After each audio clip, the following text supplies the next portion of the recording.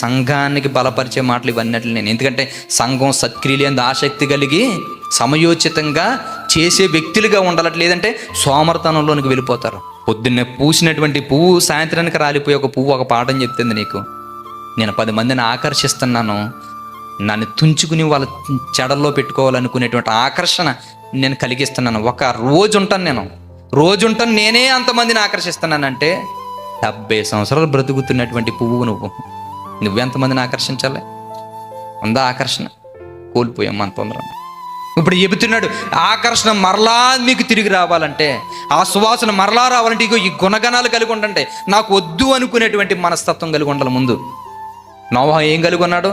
కూర్చుకోవాలనుకోలేదట, తన కలిగిన దాన్ని ఇవ్వాలి అనుకున్నాడట. రెండోది ఏంటో తెలుసా? నేను ఏది నేర్చుకుంటున్నానో నేర్చుకున్న దాని ప్రకారంగా బ్రతుకుతూ సమాజానికి తెలియజేయాలనుకున్నాడట. అది పౌలు గారి సువాసన. మాసిదోనియ వారి సువాసన ఏంటో తెలుసా?